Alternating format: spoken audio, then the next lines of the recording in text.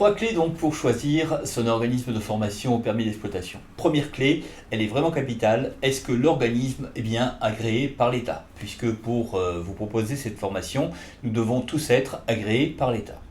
Alors, il y a une petite subtilité à savoir, c'est que avant début 2020, c'était le ministère de l'Intérieur qui était amené à agréer les organismes de formation. Désormais, ce sont les préfectures du département de nos sièges sociaux qui ont pris le relais. Ce sont elles qui sont amenées à recevoir nos bilans annuels, puisque nous avons l'obligation d'informer les préfectures du nombre de sessions que nous avons réalisées, du nombre de stagiaires que nous avons formés tous les ans. Et ce sont elles également qui sont amenées à renouveler l'agrément, puisque l'agrément nous est concédé pour 5 ans, et au-delà de 5 ans, nous avons effectivement l'obligation de le renouveler. Donc ça, c'est le premier point. Deuxième point, c'est le prix finalement. On peut trouver des formations permis d'exploitation aujourd'hui à tous les prix, de très bas à très très haut. Ce qui est important, c'est de savoir ce qui sous-tend le prix. Et ce qui sous-tend le prix, c'est le respect de la réglementation, tout simplement. Puisque la réglementation aujourd'hui nous impose d'avoir pour chacune des sessions de formation organisées 2 formateurs. Un juriste, avec un minimum, un diplôme Bac+2, et d'autre part, un professionnel de la restauration avec minimum 5 ans d'expérience.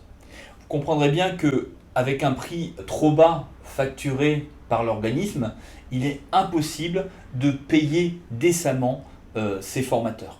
Et donc ça, c'est vraiment un point important. Et qui nous amène à la troisième clé, c'est vraiment l'expertise et la valeur ajoutée des formateurs.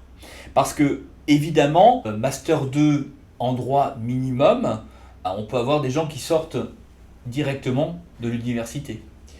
Ou on peut avoir des avocats qui plaident à la cour dans des affaires liées à nos métiers de l'hôtellerie et de la restauration.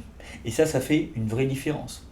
On peut avoir des professionnels de la restauration qui ont une expérience du secteur.